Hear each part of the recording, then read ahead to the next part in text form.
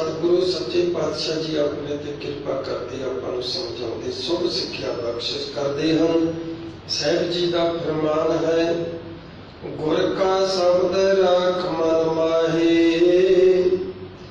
नाम सिमर चिंता सब जाहे।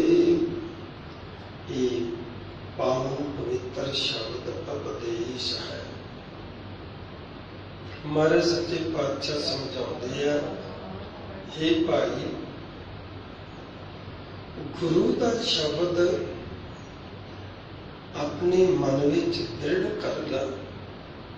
गुर का शब्द राख मन माही, अपने मन विच दृढ़ कर ला। किस तरह? जिस तरह पुत्रा धीआं नूं मन च वसाया होया, जिस तरह अपने कारोबार का एक एक पल जिहड़ा एक एक हिसाब किताब दिमाग विच दिल विच वसाया होया, इस तरह परमात्मा का नाम भी मन विच वसा। गुरु दे प्यारिओ, गुरु साहब कदी नहीं कहते कि भाई अपना कारोबार परिवार घर संसार छड़ के जंगलों में चले जाओ।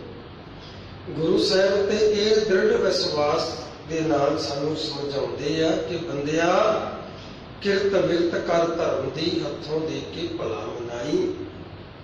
घाल खाए किछ हथों दे, नानक राह पछाणी से। किरत करनी, नाम जपना, वंड के छकना, ये गुरसिख दी रहत आ।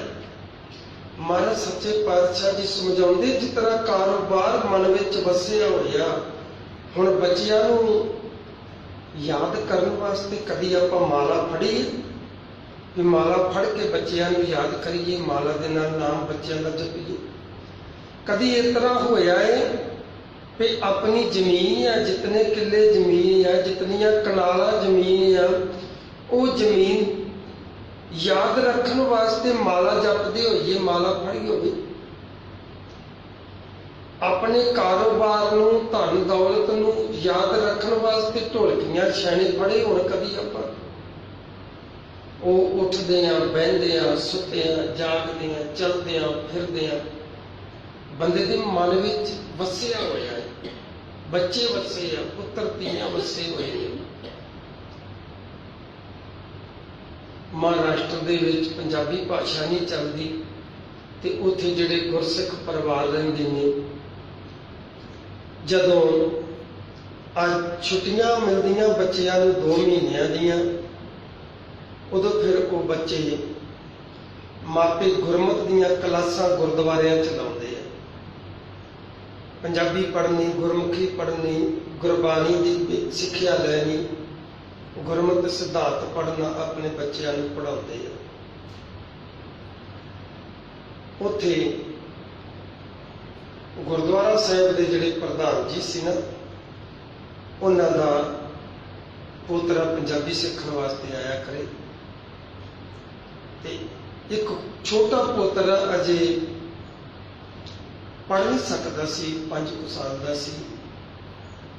ਉਹ ਵੀ ਨਾਲ ਆਇਆ ਕਰੇ, ਉਹ ਵੀ ਜਿੱਦ ਕਰਿਆ ਕਰੇ ਕਿ ਮੈਂ ਵੀ ਪੰਜਾਬੀ ਸਿੱਖਣੀ ਆ। ਉਹ ਦੋਨੇ ਭਰਾ ਲੜਿਆ ਕਰਨ, ਉਹ ਕਹਿ ਕਰ ਕਿ ਇਹਨੂੰ ਅਜੇ ਕੁਛ ਨਹੀਂ ਆ ਸਕਦਾ, ਇਹ ਨਹੀਂ ਜਾਏਗਾ ਮੇਰੇ ਨਾਲ। ਮੈਂ ਬੇਨਤੀ ਕੀਤੀ, ਮੈਂ ਕਿਹਾ ਆਉਣ ਦਿਓ, ਕਮ ਸੇ ਕਮ ਬੈਠਣਾ, ਗੁਰਦੁਆਰੇ ਸਾਹਿਬ ਦਾ ਸਿਧਾਂਤ ਤੇ ਇਹਨੂੰ ਸਮਝ ਵਿੱਚ ਆ ਜਾਏਗਾ ਵੀ ਸਿਰ ਢੱਕ ਕੇ ਆਉਣਾ ਹੈ, ਬੈਠਣਾ ਹੈ, ਇੱਥੇ ਸ਼ਰਾਰਤਾਂ ਵੀ ਕਰਨੀਆਂ, ਆਉਣ ਦਿਓ। ਉਹ ਕਹਿਆ ਕਰੇ ਮੈਨੂੰ ਵੀ ਗਿਆਨੀ ਜੀ ਸਿਖਾਓ, ਮੈਨੂੰ ਵੀ ਸਿਖਾਓ। ਰੋਜ਼ ਉਹ ਕਾਪੀ ਲੈ ਕੇ ਆਇਆ ਕਰੇ। ਮੈਂ ਕਿਹਾ ਤੈਨੂੰ 5 ਪਿਆਰਿਆਂ ਦੇ ਨਾਮ ਆਉਂਦੇ? ਕਹਿੰਦਾ ਨਹੀਂ ਆਉਂਦੇ। ਮੈਂ ਕਿਹਾ ਚੱਲ ਤੈਨੂੰ ਇਹ ਸਿਖਾਉਣਾ ਹੈ। ਉਹਨੂੰ 5 ਪਿਆਰਿਆਂ ਦੇ ਨਾਮ ਸਿਖਾਏ। ਕਮ ਸੇ ਕਮ 20 ਦਿਨ ਲੱਗ ਗਏ 5 ਪਿਆਰਿਆਂ ਦੇ ਨਾਮ ਸਿਖਾਉਂਦੇ ਆ। 4 ਸਾਹਿਬਜ਼ਾਦਿਆਂ ਦੇ ਨਾਮ ਸਿਖਾਏ। ਫਿਰ 10 ਗੁਰੂਆਂ ਦੇ ਨਾਮ ਸਿਖਾਉਣ ਲੱਗੇ। ਜਦੋਂ ਯਾਦ ਕਰਾਉਣ ਲੱਗੇ ਤੇ ਤੀਸਰੇ ਗੁਰੂ ਅਮਰਦਾਸ ਜੀ ਮਹਾਰਾਜ ਤੋਂ ਅੱਗੇ ਉਹਦੀ ਯਾਦਦਾਸ਼ਤ ਨਾ ਜਾਵੇ। मैं गुरु रामदास, गुरु अर्जन देव, गुरु हरगोबिंद साहब 3 गुरुआं की रोज संथ्या देवां, पर वो गुरु अमरदास तो अगे उन्होंने कुछ भी याद ना होया। 20 ਦਿਨ ਲੰਘ ਗਏ। ਮੈਂ ਵੀ ਆਖਿਆ ਵੀ ਇਸ ਤੋਂ ਅੱਗੇ ਨੂੰ ਕੁਛ ਆਉਂਦਾ ਹੀ ਨਹੀਂ। ਮੈਂ ਉਸ ਨੂੰ ਪੁੱਛਿਆ, ਉਹਦਾ ਨਾਮ ਗੁਰਵੰਸ਼ ਸੀ। ਮੈਂ ਕਿਹਾ, ਗੁਰਵੰਸ਼ ਸਿੰਘ ਜੀ, ਤੁਹਾਨੂੰ 3 ਗੁਰੂਆਂ ਤੋਂ ਅੱਗੇ ਨਾਂ ਹੀ ਨਹੀਂ ਯਾਦ ਆਉਂਦੇ। ਕਹਿੰਦਾ, ਕੀ ਕਰਾਂ ਗਿਆਨੀ ਜੀ, ਮੈਂ ਘਰੇ ਜਾ ਕੇ ਮੰਮਾ ਨੂੰ ਵੀ ਕਹਿੰਦਾ ਮੈਨੂੰ ਯਾਦ ਕਰਾਓ, ਉਹ ਵੀ ਮੈਨੂੰ ਯਾਦ ਕਰਾਉਂਦੇ ਨੇ, ਪਤਾ ਨਹੀਂ ਕੀ ਗੱਲ, ਅੱਗੇ ਯਾਦ ਹੀ ਨਹੀਂ ਹੋ ਰਹੇ। ਮੈਂ ਕਿਹਾ, ਅੱਛਾ। ਫਿਰ ਉਸ ਬੱਚੇ ਨੂੰ ਮੈਂ ਪੁੱਛਿਆ, ਮੈਂ ਕਿਹਾ, ਭਈ ਤੇਰੇ ਪਾਪਾ ਦਾ ਨਾਮ ਯਾਦ ਹੈ? ਕਹਿੰਦਾ, ਹਾਂਜੀ। ਤਾਏ ਦਾ ਨਾਮ ਯਾਦ ਹੈ? ਹਾਂਜੀ। ਦਾਦਾ ਦਾ ਨਾਮ ਯਾਦ ਹੈ? ਹਾਂਜੀ। ਦਾਦਾ ਕਿੰਨੇ ਭਰਾ ਨੇ? 6 ਭਰਾ ਨੇ। ਯਾਦ ਹੈ 6 ਦੇ ਨਾਮ? ਹਾਂਜੀ। 6 ਦੇ ਜਿਹੜੇ ਤੇਰੇ ਦਾਦਿਆਂ ਦੇ ਪੁੱਤਰ ਨੇ ਉਹਨਾਂ ਦੇ ਨਾਮ ਯਾਦ ਹੈ? ਹਾਂਜੀ। ਫਿਰ ਮੈਂ ਉਹਦੇ ਮਾਮੇ ਦਾ ਪੁੱਛਿਆ, ਮਾਮੇ ਕਿੰਨੇ ਨੇ? 3 ਮਾਮੇ ਨੇ। ਯਾਦ ਹੈ ਉਹਨਾਂ ਦੇ ਨਾਮ? ਯਾਦ ਹੈ। ਮਾਮੀਆਂ ਦੇ ਯਾਦ ਹੈ? ਤੇਰੇ ਨਾਨੇ ਦਾ ਯਾਦ ਹੈ? ਨਾਨੇ ਹੁਣੀ ਕਿੰਨੇ ਭਰਾ ਨੇ? ਕਹਿੰਦੇ ਜੀ 5 ਭਰਾ ਤੇ 3 ਭੈਣਾਂ। ਮੈਂ ਕਿਹਾ, ਉਹਨਾਂ 5 ਦੇ ਯਾਦ ਹੈ? ਕਹਿੰਦੇ ਯਾਦ ਹੈ। ਮੈਂ ਕਿਹਾ, ਇਹ ਕਿੰਨੇ ਯਾਦ ਕਰਾਏ ਨੇ? ਕਹਿੰਦਾ, ਕਿਸੇ ਨੇ ਵੀ ਨਹੀਂ, ਆਪੇ ਯਾਦ ਹੋ ਗਏ। ਸਮਝਣ ਵਾਲੀ ਗੱਲ ਆ। ਜਿਹਨੇ ਸਮਝਣੀ ਨਹੀਂ ਨਾ, ਉਹਨੇ ਐਵੇਂ ਇਸ਼ੂ ਬਣਾ ਦੇਣਾ ਕੋਈ ਨਾ ਕੋਈ। ਲੈ ਬਾਬਾ ਤੇ ਵੇਖੋ ਕਿਹੜੀਆਂ ਗੱਲਾਂ ਕਰਦਾ ਰਹਿੰਦਾ, ਗੁਰੂ ਦੀ ਗੱਲ ਸੁਣੋ। ਪਤਾ ਨਹੀਂ ਕਿਹੜੀ ਗੁਰੂ ਦੀ ਗੱਲ ਸੁਣਨੀ ਅਸੀਂ। ਜਦੋਂ ਇਹ ਗੱਲ ਮੈਂ ਕਹੀ, ਮੈਂ ਕਿਹਾ ਵੀ ਤੂੰ ਇਹਨਾਂ ਦੇ ਨਾਮ ਯਾਦ ਕੀਤੇ ਨੇ, ਤੈਨੂੰ ਕਿੰਨੇ ਕਰਾਏ ਨੇ? ਕਹਿੰਦਾ, ਕਿਸੇ ਨੇ ਵੀ ਨਹੀਂ ਕਰਾਏ, ਆਪੇ ਹੋ ਗਏ। ਤੇ ਮੈਂ ਕਿਹਾ, ਗੁਰੂ ਸਾਹਿਬ ਜੀ ਦੇ ਨਾਮ ਤੈਨੂੰ ਮੈਂ ਯਾਦ ਕਰਾ ਰਿਹਾ, ਇਹ ਯਾਦ ਕਰਾਏ ਤੋਂ ਵੀ ਯਾਦ ਨਹੀਂ ਹੋ ਰਹੇ, ਤੇ ਇਹ ਨਾਮ ਤੈਨੂੰ ਆਪੇ ਯਾਦ ਹੋ ਗਏ। ਕਹਿੰਦਾ, ਗਿਆਨੀ ਜੀ, ਇਹ ਆਪਣੇ ਆ ਨਾ, ਇਸ ਕਰਕੇ ਯਾਦ ਹੋ ਗਏ। ਮੈਂ ਉਸ ਬੱਚੇ ਨੂੰ ਫਿਰ ਮਿੱਠੀ ਜਿਹੀ ਠੋਕਰ ਮਾਰੀ। ਮੈਂ ਕਿਹਾ, ਗੁਰਵੰਸ਼ ਸਿੰਘ ਜੀ, ਇਹ ਆਪਣੇ ਨੇ, ਇਹਨਾਂ ਦੇ ਨਾਮ ਯਾਦ ਹੋ ਗਏ ਨੇ, ਗੁਰੂ ਆਪਣੇ ਨਹੀਂ ਹੈ ਨਾ, ਇਸ ਕਰਕੇ ਗੁਰੂ ਦੇ ਨਾਮ ਯਾਦ ਨਹੀਂ ਹੋਏ। ਨਹੀਂ, ਕਹਿੰਦਾ, ਗਿਆਨੀ ਜੀ ਐਸੀ ਗੱਲ ਨਹੀਂ ਹੈ, ਇਹ ਮੇਰੇ ਦਾਦੇ ਨੇ। ਤੇ ਮੈਂ ਕਿਹਾ, ਗੁਰੂ ਮੇਰੇ ਗੁਰੂ ਨੇ। ਜੇ ਦਾਦਿਆਂ ਦੇ ਨਾਮ, ਨਾਨਿਆਂ ਦੇ ਨਾਮ, ਮਾਮਿਆਂ ਦੇ ਨਾਮ, ਮਾਸੀਆਂ ਦੇ ਨਾਮ, ਚਾਚੀਆਂ ਤਾਈਆਂ ਦੇ ਨਾਮ ਯਾਦ ਹੋ ਸਕਦੇ ਆ, ਤੇ ਗੁਰੂਆਂ ਦੇ ਨਾਮ ਕਿਉਂ ਨਹੀਂ ਯਾਦ ਹੋ ਸਕਦੇ? ਸਿਆਣੇ ਬੰਦਿਆਂ ਨੂੰ ਪਿੰਡ ਦੇ ਵਿੱਚੋਂ ਪੁੱਛ ਲੈਣਾ, ਨੌਜਵਾਨਾਂ ਨੂੰ ਵੀ ਪੁੱਛ ਲੈਣਾ, ਪ੍ਰੈਕਟੀਕਲ ਇਹ ਕਰਕੇ ਵੇਖਣਾ। ਪਿੰਡ ਦੇ ਵਿੱਚ ਜਿਹਨੂੰ ਜਿਹਨੂੰ ਜਾਣਦੇ ਆ, ਉਹਦਾ ਨਾਮ ਪਤਾ ਸਾਰਾ ਖਾਨਦਾਨ ਦਾ ਯਾਦ ਹੁੰਦਾ ਪਿੰਡ ਦੇ ਬੰਦਿਆਂ ਨੂੰ। ਪਰ 10 ਗੁਰੂਆਂ ਦੇ ਨਾਮ ਨਹੀਂ ਯਾਦ ਹੁੰਦੇ, 5 ਪਿਆਰਿਆਂ ਦੇ ਨਾਮ ਨਹੀਂ ਯਾਦ ਹੁੰਦੇ। ਪਿੰਡ ਦੇ ਸਾਰੇ ਨਾਮ ਯਾਦ ਹੈ। ਹੋਰ ਵੀ ਬਹੁਤ ਕੁਝ ਪਿੰਡ ਦੇ ਬਾਰੇ ਯਾਦ ਆ, ਪਰ ਗੁਰੂ ਦਾ ਕੁਝ ਵੀ ਯਾਦ ਨਹੀਂ। ਕਿਉਂ? ਕਿਉਂਕਿ ਗੁਰੂ ਮਨ ਵਿੱਚ ਨਹੀਂ ਵਸਾਇਆ, ਗੁਰੂ ਸ਼ਬਦ ਨਹੀਂ ਮਨ ਵਿੱਚ ਵਸਾਇਆ। ਮਹਾਰਾਜ ਕਹਿੰਦੇ, ਦੁੱਖ ਇੱਥੇ ਹੀ ਆ, ਪਰੇਸ਼ਾਨੀ ਇੱਥੇ ਹੀ ਆ। ਜੇ ਗੁਰੂ ਦਾ ਸ਼ਬਦ ਮਨ ਵਿੱਚ ਵਸਾ ਲਵੇਂ, ਮਹਾਰਾਜ ਕਹਿੰਦੇ, ਫਿਰ ਤੈਨੂੰ ਜਪਣਾ ਨਹੀਂ ਪਵੇਗਾ। ਕਦੀ ਬੱਚਿਆਂ ਦਾ ਨਾਮ ਨਹੀਂ ਜਪਣਾ ਪਿਆ, ਕਾਰੋਬਾਰ ਦਾ ਨਾਮ ਨਹੀਂ ਜਪਣਾ ਪਿਆ। ਮਹਾਰਾਜਾ ਰਣਜੀਤ ਸਿੰਘ, ਉਹ ਕਾਬਲ, ਕੰਧਾਰ, ਇਧਰ ਤਿੱਬਤ, ਇਧਰ ਗੰਗਾ ਨਗਰ ਤੱਕ, ਇਧਰ ਜੀਂਦ ਤੱਕ, ਕਰਨਾਲ, ਪਾਣੀਪਤ ਤੱਕ ਰਾਜ ਫੈਲਿਆ ਹੋਇਆ ਸੀ ਪੰਜਾਬ ਦਾ। ਕਿਹੜੇ ਅਫਸਰ ਦਾ ਕੀ ਨਾਮ ਹੈ, ਉਹਦੀ ਕਿੰਨੀ ਤਨਖਾਹ ਹੈ, ਸਭ ਯਾਦ ਸੀ। ਹਿਸਟਰੀ ਪੜ੍ਹ ਲੈਣਾ। ਕਿਹੜੇ ਇਲਾਕੇ ਦੇ ਵਿੱਚ ਕਿਹੜਾ ਜਗੀਰਦਾਰ ਆ, ਕਿਹੜਾ ਨੰਬਰਦਾਰ ਆ, ਕਿਹੜਾ ਉੱਥੇ ਜੈਲਦਾਰ ਨਵਾਬ ਬਣਾਇਆ, ਕਿਹੜੇ ਇਲਾਕੇ ਦਾ ਕਿਹੜਾ ਸੂਬੇਦਾਰ ਆ, ਉਹਦਾ ਨਾਮ ਕੀ ਹੈ। ਫਿਰ ਕਿਹੜੇ ਇਲਾਕੇ ਦੇ ਵਿੱਚੋਂ ਸਾਲ ਦਾ ਟੈਕਸ ਕਿੰਨਾ ਆਉਂਦਾ ਹੈ, ਕਿੰਨਾ ਮਾਮਲਾ ਆਉਂਦਾ ਹੈ, ਕੁੱਲ ਰਕਮ ਸਾਲ ਦੀ ਕਿੰਨੀ ਇਕੱਠੀ ਹੁੰਦੀ ਹੈ ਮੇਰੇ ਰਾਜ ਦੀ, ਔਰ ਉਸ ਰਕਮ ਦੇ ਵਿੱਚੋਂ ਮੇਰੇ ਸਟਾਫ ਦੀ ਤਨਖਾਹ ਕਿੰਨੀ ਜਾਂਦੀ ਹੈ। ਇੱਥੋਂ ਤੱਕ ਯਾਦ ਹੁੰਦਾ ਸੀ ਉਸ ਨੂੰ ਕਿ ਫੌਜ ਦੀ ਤਨਖਾਹ ਕਿੰਨੀ ਹੈ, घरेलू नौकरां की तनख्वाह कितनी है, फौज के जिहड़े जानवर ने घोड़े ऊठ बलद इन्हां की खुराक कितना खर्चा आउंदा है, ये सारा हिसाब किताब महाराजा रणजीत सिंह नूं याद सी। पर गुरबाणी याद नहीं हुई उसनूं। उन्होंने गुरबाणी का कुछ भी याद नहीं होया। उन्हें नितनेम वास्ते भी ग्रंथी रखिया सी, सिमरन कराउण वास्ते भी ग्रंथी रखिया सी, हर छोटा छोटा काम धार्मिक करने वास्ते उन्हें ग्रंथी रखिया सी। पुराने बंदे वेखदा सी, अज भी हैगे ने बजुर्ग किते किते उहो जिहे जिन्हां नूं तकरीबन गुरु ग्रंथ साहिब की बाणी याद हुंदी सी। पाठ करदा पिया पाठी ते नाल नाल वो पढ़ लैंदे सी। उन्हां नूं याद किद्दां हो गई? संध्या ते किते लई नहीं उन्होंने, याद इस तरह हो गई। पिंड विच अखंड पाठ हुंदा सी, स्पीकर चलदा सी, गुरबाणी चलदी सी, तो सुनदे हुंदे सी। सुन सुन के उन्होंने याद हो गई। मेरा सोहरा परिवार नाल ही गहरी च रहिंदा। बख्तौर सिंह के बारे अज भी जाके पता कर लेना। मैं हैरान हो गया सी उदों जदों मैं पहली बारी आया तो वो 2:30 बजे उठ के, बाबा 4 बजे बोलिया, वो 2:30 बजे उठ के लागे लागे साडे मंजे सी। पहला उसने नितनेम किया 5 बाणियां का, मुड़ के उन्हें सुखमनी साहब किया, फिर आसा की वार की, तो चिट्टा अनपढ़ सी, कुछ नहीं सी जानता। उन्होंने गुटका लिया के फड़ाओ तो वो ये नहीं पढ़ के दस सकता सी कि यह सुखमनी साहब का है कि नितनेम का है। पर बाणियां कितनियां कंठ, 5 बाणियां नितनेम दियां, सुखमनी साहब, आसा दी वार, होर भी बहुत सारिया लावां दा पाठ उन्होंने कंठ सी।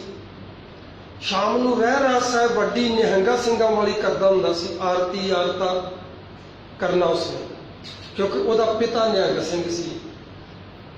मैनू बड़ी शर्म आई, लागे मैं सुता ते वो इन्ना पाठ जुबानी कर गया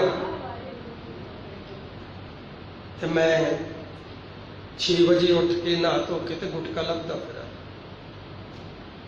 मैनू ने एक गल कही, कहंदा मनदीप सिंह जी तुसी ग्रंथी जे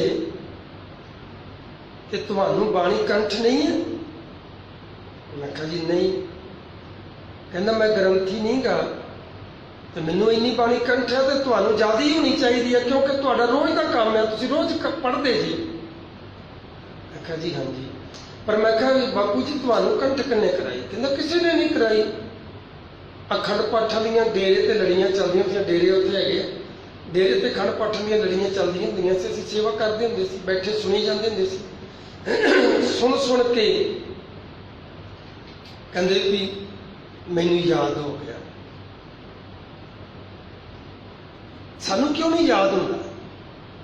ग्रंथी सिंह साडे 2-2 पाठ कर जाते हैं हफ्ते च, तकरीबन वेले नहीं होंगे कभी भी। जे ड्यूटी गहरी च है तो गहरी भी पाठ कर लेना, इत्थे भी कर लेना, संगत मंडी मिल गया उत्थे भी कर लेना, होर भी किते मिल गया तो कर लेना। पर जे किते बाणी की तुक पढ़नी, मैं कईयां नूं परख के वेखिया, एक तुक पढ़ीए मैं सोचता हूँ भी अगली तुक ये पढ़ेगा, वो मूँह वाल वहिंदे रहंदे। फिर मैं इस तरह भी तजर्बा किया, अगे की लिखिया मैनूं याद नहीं है। कहते जी मैनूं तो आप नहीं याद। सानू क्यों नहीं याद होंदा? क्योंकि सिर्फ असी पढ़ते हैं, सुनते नहीं है। ये याद होंदा सुन के, कभी गौर कर लेना। गुरु ग्रंथ साहब की बाणी मैं पढ़ रहा है ना, जे मैं सुन भी रहा है तो मैनू कंठ हो जाएगी, पर जे मैं सुन नहीं रहा तो भावें मेरी जिंदगी लंघ जे पूरी, एक तुक भी कंठ नहीं होएगी, एक तुक भी। असी पढ़ते हैं, बहुत पढ़ते हैं, सहज पाठ करते हैं, खंड पाठ करते, पर सुनते एक तुक भी नहीं है। जे मैं सवेरे उठ के नितनेम करदा है, चलो मेरी ये मजबूरी समझो कि मैं नौकर हाँ पिंड दा ते ड्यूटी है मेरी, ਨਿਤਨੇਮ ਕਰਦਾ ਤੇ ਨੀਂਦ ਤੇ ਖੁੱਲਦੀ ਆ ਨਾ। ਇਹ ਤਾਂ ਨਹੀਂ ਹੈ ਵੀ ਸੁੱਤਾ ਸੁੱਤਾ ਕਰ ਲੂੰਗਾ, ਉੱਠ ਕੇ ਵੀ ਇੱਥੇ ਆਉਣਾ ਪੈਂਦਾ ਨਾ, ਇਸ਼ਨਾਨ ਕਰਕੇ ਤਿਆਰ ਹੋ ਕੇ ਗੁਰਦੁਆਰੇ ਤੇ ਆਉਣਾ ਪੈਂਦਾ ਨਾ। ਤੇ ਸਮਝਣ ਵਾਲੀ ਗੱਲ ਹੈ ਨਾ, ਜੇ ਮੈਂ ਵੀ ਨਿਤਨੇਮ ਸੁਣ ਲਵਾਂ ਤੇ ਮੇਰਾ ਵੀ ਹੋ ਗਿਆ ਨਾ। ਪਰ ਜੇ ਮੈਂ ਸੁਣਿਆ ਨਹੀਂ, ਸਿਰਫ ਕੀਤਾ ਹੀ ਕੀਤਾ ਏ, ਡਿਊਟੀ ਤੇ ਮੈਂ ਕਰ ਦਿੱਤੀ, ਮੈਨੂੰ ਇੱਕ ਤੁਕ ਵੀ ਯਾਦ ਨਹੀਂ ਹੋਈ। ਐ ਗੁਰੂ ਦੇ ਪਿਆਰਿਓ, ਜਦੋਂ ਬਾਣੀ ਨੂੰ ਅਸੀਂ ਸੁਣਦੇ ਆ ਨਾ, ਉਹ ਬਾਣੀ ਨੂੰ ਜਪਣਾ ਨਹੀਂ ਪੈਂਦਾ, ਉਹ ਆਟੋਮੈਟਿਕ ਹੀ ਜਪ ਬਣ ਜਾਂਦੀ ਹੈ। ਜਦੋਂ ਵਾਹਿਗੁਰੂ ਸ਼ਬਦ ਨੂੰ ਸੁਣਦੇ ਆ ਨਾ, ਵਾਹਿਗੁਰੂ ਨੂੰ ਫਿਰ ਜਪਣਾ ਨਹੀਂ ਪੈਂਦਾ, ਉਹ ਆਟੋਮੈਟਿਕ ਜਪ ਚੱਲਦਾ ਰਹਿੰਦਾ। ਕਦੀ ਅਭਿਆਸ ਕਰਕੇ ਦੇਖੋ, ਇਹ ਤੇ ਕਹਿ ਵੇਖੋ ਸੋਭਾ ਨਹੀਂ, ਦੇਖਾ ਹੀ ਪ੍ਰਵਾਨ, ਕਹਿ ਨਾਲ ਨਹੀਂ ਗਨ ਬੰਦੀ। ਇਹ ਤੇ ਪ੍ਰੈਕਟੀਕਲ ਆਪਣੇ ਨਾਲ ਕਰਾਂਗਾ ਤੇ ਫਿਰ ਸਮਝ ਵਿੱਚ ਆਵੇਗੀ। ਮਹਾਰਾਜ ਕਹਿੰਦੇ ਬੰਦੇ ਆ, ਸਿਮਰਨ ਦਾ ਅਭਿਆਸ ਕਰ ਲੈ, ਤੇਰੇ ਅੰਦਰ ਸਿਮਰਨ ਚੱਲਦਾ ਰਹੇਗਾ। ਜਿਵੇਂ ਜਿਵੇਂ ਸਿਮਰਨ ਚੱਲਦਾ ਰਹੇਗਾ, ਤਿਵੇਂ ਤਿਵੇਂ ਤੈਨੂੰ ਸਾਰੇ ਚਿੰਤਾ ਦੁੱਖ ਨਾਸ ਹੁੰਦੇ ਜਾਣਗੇ, ਸੁੱਖ ਪ੍ਰਕਾਸ਼ ਕਰਦੇ ਜਾਣਗੇ। ਅੱਗੇ ਬਖਸ਼ਿਸ਼ ਕਰਦੇ ਆ, ਬਿਨ ਭਗਵੰਤ ਨਾਹੀ ਅਨ ਕੋਏ, ਮਾਰੇ ਰੱਖੇ ਏਕੋ ਸੋਏ। ਇਹ ਦੂਜੀ ਗੱਲ, ਸਿਮਰਨ ਕਰਦੇ ਆ, ਪ੍ਰਮਾਤਮਾ ਨੂੰ ਯਾਦ ਕਰਦੇ ਆ, ਇਹ ਗਿਆਨ ਹੋ ਜਾਂਦਾ ਹੈ, ਇਹ ਸਮਝ ਹੋ ਜਾਂਦੀ ਹੈ ਕਿ ਪ੍ਰਮਾਤਮਾ ਤੋਂ ਬਗੈਰ ਦੂਜਾ ਕੋਈ ਹੈ ਹੀ ਨਹੀਂ ਹੈ। ਸਾਰੇ ਪਿੰਡ ਦੇ ਕੋਲੋਂ ਸੁਣ ਲਿਓ, ਹਰ ਬੰਦਾ ਇਹ ਕਹਿ ਦੇਗਾ ਕਿ ਪ੍ਰਮਾਤਮਾ ਤੋਂ ਬਗੈਰ ਹੋਰ ਕੋਈ ਹੈ ਹੀ ਨਹੀਂਗਾ, ਜੋ ਕੁਝ ਕਰਦਾ ਪ੍ਰਮਾਤਮਾ ਕਰਦਾ। ਡੇਰਿਆਂ ਨੂੰ ਫੇਰ ਤੁਰਿਆ ਜਾਂਦਾ ਹੁੰਦਾ। ਇਹ ਸਿਰਫ ਕਹਿਣ ਦੀਆਂ ਗੱਲਾਂ ਹੋ ਗਈਆਂ ਨਾ। ਮੁੱਲਾ ਨਸਰੁਦੀਨ ਦੀ ਇੱਕ ਕਹਾਣੀ ਪੜ੍ਹਦਾ ਪਿਆ ਸੀ। ਕਹਿੰਦੇ ਪੰਡਤ ਜੀ ਰੋਜ਼ ਕਥਾ ਕਰਦੇ ਨੇ ਤੇ ਉਹਨਾਂ ਦੀ ਆਪਣੀ ਕਰਿਆਨੇ ਦੀ ਦੁਕਾਨ ਹੈ, ਗੁਰਬਾਣੀ ਦੀ ਮੋਹਰ ਲਾਉਂਦੀ ਆ। ਮਹਾਰਾਜ ਕਹਿੰਦੇ ਪੜ੍ਹ ਪੰਡਤ ਅਮਰਾ ਸਮਝਾਵੇ, ਘਰ ਜਲ ਤੇ ਕੀ ਖਬਰ ਨਾ ਪਾਵੇ। ਦੂਜਿਆਂ ਨੂੰ ਸਮਝਾ ਰਿਹਾ ਹੁੰਦਾ। ਆਪਾਂ ਵੇਖਦੇ ਆ ਨਾ, ਦੂਜਿਆਂ ਦਾ ਭਵਿੱਖ ਦੱਸਦਾ ਪਿਆ ਹੁੰਦਾ, ਆਪਦਾ ਭਵਿੱਖ ਦਾ ਪਤਾ ਹੀ ਨਹੀਂ ਹੁੰਦਾ। ਜਦੋਂ ਆਪਦੇ ਨਾਲ ਬੁਰਾ ਕਰਮ ਹੁੰਦਾ ਹੈ ਤੇ ਉਹਨੂੰ ਪੁੱਛਿਆ ਜਾਵੇ ਵੀ ਤੇਰਾ ਭਵਿੱਖ ਤੂੰ ਨਹੀਂ ਵੇਖਿਆ ਆਪਦਾ। ਪੰਡਤ ਰੋਜ਼ ਕਥਾ ਕਰਦਾ ਹੈ ਮੰਦਿਰ ਦੇ ਵਿੱਚ, ਉਸ ਤੋਂ ਬਾਅਦ ਆਪਣੀ ਦੁਕਾਨ ਕਰਦਾ। ਅੱਜ ਆਪਣੇ ਪੁੱਤਰ ਨੂੰ ਦੁਕਾਨ ਤੇ ਬਿਠਾ ਕੇ ਚਲਾ ਗਿਆ। ਕਈ ਸਾਲਾਂ ਤੋਂ, ਕਈ ਦਹਾਕਿਆਂ ਤੋਂ, ਕਹਿ ਦਈਏ ਸਾਲਾਂ ਤੋਂ ਨਹੀਂ, ਦਹਾਕਾ ਆਪਾਂ ਨੂੰ ਸ਼ਾਇਦ ਕਿਸੇ ਨੂੰ ਪਤਾ ਹੋਵੇ ਨਾ ਹੋਵੇ, ਦਹਾਕਾ 10 ਸਾਲ ਨੂੰ ਕਹਿੰਦੇ ਆ। ਜਦੋਂ 2 ਦਹਾਕੇ 3 ਦਹਾਕੇ 4 ਦਹਾਕੇ ਏਦਾਂ ਗਿਣਤੀ ਕਰਦੇ ਆ, ਤੇ ਜਦੋਂ 100 ਸਾਲ ਹੋ ਜਾਂਦਾ ਉਹਨੂੰ ਕਹਿੰਦੇ ਸਦੀ। ਦਹਾਕੇ ਬੀਤ ਜਾਂਦੇ ਨੇ, ਬੰਦੇ ਨੂੰ ਗੁਰਦੁਆਰੇ ਆਉਂਦੇ ਆ, ਪਾਠ ਕਰਦੇ ਆ, ਪੂਜਾ ਕਰਦੇ ਆ। ਪੰਡਤ ਜੀ ਨੂੰ ਵੀ ਬੀਤ ਗਏ। ਅੱਜ ਆਪਣੇ ਪੁੱਤਰ ਨੂੰ ਦੁਕਾਨ ਤੇ ਬਿਠਾ ਗਿਆ, ਕਹਿਣ ਲੱਗਾ ਸੀਜ਼ਨ ਚੱਲਦਾ ਪਿਆ ਵਿਆਹਾਂ ਦਾ, ਕੋਈ ਮੋਟਾ ਗਾਹਕ ਆ ਗਿਆ ਤੇ ਮੈਨੂੰ ਬੁਲਾ ਲਵੀਂ, ਨਹੀਂ ਤੇ ਗਾਹਕ ਭੁਗਤਾ ਦੀ ਤੂੰ। ਉਹ ਕਹਿੰਦਾ ਜੀ ਠੀਕ ਆ। ਪੰਡਤ ਜੀ ਕਥਾ ਕਰਦੇ ਪਏ, ਕੋਈ ਵਿਆਹ ਦਾ ਸੌਦਾ ਲੈਣ ਵਾਸਤੇ ਕੋਈ ਜੱਟ ਆ ਗਿਆ, ਵੇਖਿਆ ਮੋਟਾ ਗਾਹਕ ਆ, ਮੈਂ ਪਿਤਾ ਜੀ ਨੂੰ ਬੁਲਾ ਲਿਆ ਵਾਂ। ਪਿਤਾ ਜੀ ਨੂੰ ਬੁਲਾਉਣ ਵਾਸਤੇ ਗਿਆ। ਅੱਗੇ ਕਥਾ ਚੱਲਦੀ ਪਈ, ਗਊ ਮਾਤਾ ਹੈ, ਗਊ ਦੀ ਸੇਵਾ ਰੱਬ ਜੀ ਦੀ ਸੇਵਾ ਹੈ, ਗਊ ਦਾ ਪੁੰਨ ਬੜਾ ਹੈ, ਗਊ ਨੂੰ ਮਾਰਨਾ ਨਹੀਂ ਚਾਹੀਦਾ, ਗਊ ਦੀ ਸੇਵਾ ਕਰਨੀ ਚਾਹੀਦੀ ਹੈ, ਗਊ ਦੀ ਪੂਜਾ ਕਰਨੀ ਚਾਹੀਦੀ, ਗਊ ਮਾਤਾ ਹੈ। ਇਹ ਕਥਾ ਕਰਦਾ ਪਿਆ। ਬੱਚਾ ਗਿਆ, ਜਾ ਕੇ ਉਹਨੇ ਮੱਥਾ ਟੇਕਿਆ, ਕੰਨ ਦੇ ਵਿੱਚ ਕਿਹਾ, ਕਹਿਣ ਲੱਗਾ ਪਿਤਾ ਜੀ ਵਿਆਹ ਦਾ ਗਾਹਕ ਆਇਆ, ਕੋਈ ਵਿਆਹ ਦਾ ਸੌਦਾ ਲੈਣਾ, ਮੋਟਾ ਗਾਹਕ ਆ ਜਾਓ। ਕਹਿੰਦਾ ਚੱਲ ਮੈਂ ਗਾਹਕ ਨਿਕਲ ਨਾ ਜਾਵੇ, ਰੋਕ ਉਹਨੂੰ। ਮੈਂ ਆਇਆ, ਫਟਾਫਟ ਕਥਾ ਸਮੇਟੀ ਹੈ, ਨਵੇੜੀ ਹੈ, ਭੱਜਿਆ ਦੁਕਾਨ ਵੱਲ ਨੂੰ। ਅੱਗੇ ਕੀ ਵੇਖਦਾ ਜਾ ਕੇ, ਆਪਾਂ ਵੇਖਦੇ ਨਾ ਦੁਕਾਨ ਦੇ ਬਾਹਰ ਗੁੜ ਦੇ ਗੱਟੇ, ਦਾਲਾਂ ਦੂਲਾਂ ਲਾਈਆਂ ਹੁੰਦੀਆਂ ਦੁਕਾਨਦਾਰਾਂ ਨੇ ਦੁਕਾਨ ਦੇ ਅੱਗੇ। ਉਹ ਗਊ ਇੱਕ ਛੋਲਿਆਂ ਦੀ ਦਾਲ ਵਾਲਾ ਗੱਟਾ ਹੈ ਤੇ ਉਹ ਦਾਲ ਨੂੰ ਲੱਗੀ ਹੈ ਖਾ ਰਹੀ ਹੈ। ਉਧਰੋਂ ਆਇਆ, ਭੱਜਾ ਆਇਆ, ਨਾਲੇ ਪੁੱਤਰ ਨੂੰ ਗਾਲਾਂ ਕੱਢਦਾ, ਬਦਤਮੀਜ਼ ਇਹ ਉਹ ਬੜਾ ਕੁਛ ਬੋਲਦਾ ਪਿਆ, ਨਾਲੇ ਜਿਹੜਾ ਹੱਥ ਵਿੱਚ ਡੰਡਾ ਉਸੇ ਡੰਡੇ ਨਾਲ ਗਊ ਨੂੰ ਕੁੱਟਣ ਲੱਗ ਪਿਆ। ਉਹੀ 2-3 ਡੰਡੇ ਪੁੱਤਰ ਦੇ ਵੀ ਜੜ ਦਿੱਤੇ। ਪੁੱਤਰ ਕਹਿਣ ਲੱਗਾ, ਕੀ ਗੱਲ ਪਿਤਾ ਜੀ, ਕੀ ਹੋ ਗਿਆ? ਕਹਿੰਦਾ, ਤੈਨੂੰ ਬਦਤਮੀਜ਼ਾ, ਹਰਾਮਖੋਰ ਆ, ਤੈਨੂੰ ਪਤਾ ਨਹੀਂ ਲੱਗਾ ਕਿੰਨਾ ਨੁਕਸਾਨ ਕਰ ਗਈ ਗਾਂ? ਕਹਿੰਦਾ, ਪਿਤਾ ਜੀ ਮੈਂ ਅੱਜ ਕਥਾ ਸੁਣ ਕੇ ਆਇਆ, ਤੁਸੀਂ ਤਾਂ ਰੋਜ਼ ਕਰਦੇ ਜੇ, ਮੈਂ ਅੱਜ ਸੁਣ ਕੇ ਆਇਆ, ਤੁਸੀਂ ਕਥਾ ਦੇ ਵਿੱਚ ਕਹਿ ਰਹੇ ਸੀ ਗਊ ਮਾਤਾ ਹੈ, ਗਊ ਪੂਜਨਯੋਗ ਹੈ, ਇਹਨੂੰ ਮਾਰਨਾ ਨਹੀਂ ਚਾਹੀਦਾ, ਇਹਦੀ ਪੂਜਾ ਕਰਨੀ ਚਾਹੀਦੀ ਹੈ। ਮੈਂ ਤੇ ਤੁਹਾਥੋਂ ਸੁਣ ਕੇ ਤੇ ਮੈਂ ਅਮਲ ਕੀਤਾ। ਕਹਿਣ ਲੱਗਾ, ਕੰਬਖਤਾ ਇਹ ਦੂਜਿਆਂ ਵਾਸਤੇ, ਆਪਣੇ ਵਾਸਤੇ ਨਹੀਂ ਹੈ, ਇਹ ਸਿਰਫ ਸਮਝਾਉਣ ਵਾਸਤੇ ਹੈ, ਜੀਵਨ ਚ ਲਿਆਉਣ ਵਾਸਤੇ ਨਹੀਂ ਹੈ। ਸਾਡਾ ਗ੍ਰੰਥੀਆਂ ਦਾ ਇਹ ਹਾਲ ਹੈ, ਅਸੀਂ ਦੂਜਿਆਂ ਨੂੰ ਸਮਝਾਉਣ ਤੇ ਲੱਗੇ ਹੋਏ ਹਾਂ। ਮੈਂ ਆਪਣੇ ਆਪ ਨੂੰ ਸਮਝਦਾ ਹੀ ਨਹੀਂ ਵੀ ਮੈਂ ਵੀ ਗੁਰਸਿੱਖ ਹਾਂ, ਮੇਰਾ ਵੀ ਮਨੁੱਖਾ ਜਨਮ ਵਿਅਰਥ ਜਾ ਰਿਹਾ। ਮਹਾਰਾਜ ਸੱਚੇ ਪਾਤਸ਼ਾਹ ਕਹਿੰਦੇ, ਜਦੋਂ ਸੁਣਨ ਲੱਗ ਜਾਏਗਾ ਤੇ ਅੰਦਰ ਗਿਆਨ ਪ੍ਰਗਟ ਹੋ ਜਾਏਗਾ, ਸਮਝ ਆ ਜਾਏਗੀ ਕਿ ਬਿਨ ਭਗਵੰਤ ਨਾਹੀ ਅਨ ਕੋਈ, ਹੋਰ ਕੋਈ ਹੈ ਹੀ ਨਹੀਂ। ਮਾਰੇ ਰਾਖੇ ਏਕੋ ਸੋ, ਮਾਰਨ ਵਾਲਾ, ਰੱਖਣ ਵਾਲਾ, ਤਕਦੀਰ ਮੇਟਣ ਵਾਲਾ, ਤਕਦੀਰ ਲਿਖਣ ਵਾਲਾ ਇੱਕੋ ਇੱਕ ਨਿਰੰਕਾਰ ਹੈ, ਪਰਮਾਤਮਾ ਹੈ। ਧੰਨ ਗੁਰੂ ਸ੍ਰੀ ਗੁਰੂ ਗ੍ਰੰਥ ਸਾਹਿਬ ਜੀ ਮਹਾਰਾਜ ਕਹਿੰਦੇ, ਜੀਆ ਰੇ ਓਲਾ ਨਾਮ ਕਾ ਅਵਰਜ ਕਰਨ ਕਰਾਮਨੋ ਤਿਨਵੇਂ ਭਉ ਹੈ ਜਾਮ ਕਾ। ਪਰਮਾਤਮਾ ਦਾ ਨਾਮ ਪੜਦਾ ਏ, ਜਿਹੜਾ ਸਾਰੇ ਪੜਦੇ ਰੱਖ ਲੈਂਦਾ, ਉਸ ਪਰਮਾਤਮਾ ਦਾ ਨਾਮ ਤੇ ਮੈਂ ਜਪਦਾ ਨਹੀਂ, ਤੇ ਬਾਕੀ ਕੰਮ ਤੇ ਸਾਰੇ ਜਮਾਂ ਦਾ ਖੋਪ ਵਾਲੇ ਆ, ਉਹ ਮੈਂ ਰੀਝ ਨਾ ਕਰਦਾ। ਮਹਾਰਾਜ ਕੀ ਕਹਿੰਦੇ ਨੇ, ਗੁਰ ਕੈ ਚਰਨਰ ਦੇ ਉਰਧਾਰ ਅਗਨ ਸਾਗਰ ਜਪ ਉਤਰੇ ਪਾਰ। ਇਹ ਮੇਰੇ ਮਨਾ ਗੁਰੂ ਦੇ ਸ਼ਬਦ ਰੂਪੀ ਚਰਨ ਹਿਰਦੇ ਦੇ ਵਿੱਚ ਧਾਰਨ ਕਰ ਲਾ। ਸਵਾਸ ਸਵਾਸ ਪਰਮਾਤਮਾ ਦੀ ਯਾਦ ਬਣੀ ਰਵੇ। ਮਹਾਰਾਜ ਕਹਿੰਦੇ ਨੇ, ਅਗਨ ਸਾਗਰ ਜਪ ਉਤਰੇ ਪਾਰ। ਇਹ ਬੰਦਿਆ ਪਰਮਾਤਮਾ ਦਾ ਸਿਮਰਨ ਕਰ, ਪਰਮਾਤਮਾ ਦਾ ਜਪ ਕਰ, ਤਾਂ ਕਿ ਅੱਗ ਦਾ ਸਾਗਰ ਜਿਹੜੀ ਚਿੰਤਾ ਚਿਖਾ ਬਰਾਬਰੀ, ਕੇਲੇ ਮੁੱਢ ਕਰੀਰ, ਉਹ ਝੂਲੇ ਉਹ ਚੀਰੀਏ, ਚੋਟਾ ਸਹੇ ਸਰੀਰ। ਅਬੇ ਫਰੀਦ ਦੀ ਬਾਣੀ ਹੈ। ਚਿੰਤਾ ਕਹਿੰਦੇ ਚਿਖਾ ਵਰਗੀ, ਸਭ ਤੋਂ ਵੱਡਾ ਰੋਗ ਬੰਦੇ ਨੂੰ ਚਿੰਤਾ ਦਾ ਹੀ, ਹਰ ਬੰਦੇ ਨੂੰ ਲੱਗਾ ਹੋਇਆ। ਮਹਾਰਾਜ ਕਹਿੰਦੇ ਇਹ ਚਿੰਤਾ ਹੀ ਦੂਰ ਹੋ ਜਾਂਦੀ ਹੈ, ਖਤਮ ਹੀ ਹੋ ਜਾਂਦੀ ਹੈ। ਨਾਮ ਸਿਮਰਨ ਚਿੰਤਾ ਸਭ ਜਾਏ। ਐ ਬੰਦਿਆ, ਮਹਾਰਾਜ ਕਹਿੰਦੇ ਨੇ, ਉਹਦਾ ਜਪ ਕਰੇਗਾ ਤੇ ਸੰਸਾਰ ਸਮੁੰਦਰ ਤੋਂ ਪਾਰ ਹੋ ਜਾਏਗਾ। ਗੁਰਮੂਰਤ ਸੋ ਲਾਏ ਧਿਆਨ, ਇਹਾਂ ਉਹਾਂ ਪਾਵੇ ਮਾਨ। ਗੁਰਮੂਰਤ ਕੀ ਹੈ? ਕਿ ਮਹਾਰਾਜ ਸੱਚੇ ਪਾਤਸ਼ਾਹ ਕਹਿ ਰਹੇ ਨਾ, ਗੁਰਮੂਰਤ ਦਾ ਧਿਆਨ ਧਰ।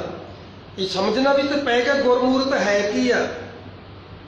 ਸ਼ਬਦ ਗੁਰਮੂਰਤ ਹੈ, ਗੁਰੂ ਦਾ ਸ਼ਬਦ ਹੈ ਨਾ ਜਿਹੜਾ ਜਪ, ਇਹੀ ਮੂਰਤ ਆ। ਗੁਰ ਕੀ ਮੂਰਤ ਮਨ ਮੇ ਧਿਆਨ। ਮਨ ਦੇ ਵਿੱਚ ਜਿਹੜੀ ਮੂਰਤ ਵਸੀ ਹੈ ਉਹ ਗੁਰੂ ਦੀ ਸ਼ਬਦ ਆ, ਉਸ ਨੂੰ ਵਸਾਉਣਾ ਹੈ। ਮਹਾਰਾਜ ਕਹਿੰਦੇ, ਤੇਰੇ ਇਹਾਂ ਉਹਾਂ, ਇੱਥੇ ਵੀ ਸੰਸਾਰ ਵਿੱਚ ਵੀ ਤੇ ਪਰਮਾਤਮਾ ਦੀ ਦਰਗਾਹ ਦੇ ਵਿੱਚ ਵੀ ਸਨਮਾਨ ਮਿਲੇਗਾ, ਇੱਜ਼ਤ ਮਿਲੇਗੀ। ਸਗਲ ਤਿਆਗ ਗੁਰ ਸਰਨੀ ਆਇਆ, ਮਿਟੇ ਅੰਧੇਸੇ ਨਾਨਕ ਸੁਖ ਪਾਇਆ। ਜਦੋਂ ਮਨ ਦੀ ਮਤ ਤਿਆਗ ਕੇ ਗੁਰੂ ਦੀ ਸ਼ਰਨ ਵਿੱਚ ਆ ਗਿਆ, ਜਦੋਂ ਆਪਾ ਤਿਆਗ ਦਿੱਤਾ, ਗੁਰੂ ਦੇ ਚਰਨਾਂ ਨੂੰ ਅਰਪਣ ਕਰ ਦਿੱਤਾ, ਮਹਾਰਾਜ ਸੱਚੇ ਪਾਤਸ਼ਾਹ ਕਹਿੰਦੇ ਸਾਰੇ ਕਾਰਜ ਸੰਪੂਰਨ ਹੋ ਗਏ, ਪੂਰਾ ਹੋ ਗਿਆ ਸਾਰਾ ਕਾਰਜ ਜਦੋਂ ਗੁਰੂ ਦੇ ਸ਼ਬਦ ਨਾਲ ਜੁੜ ਗਿਆ। ਭੁੱਲ ਚੁੱਕ ਦੀ ਖਿਮਾ। ਵਾਹਿਗੁਰੂ ਜੀ ਕਾ ਖਾਲਸਾ, ਵਾਹਿਗੁਰੂ।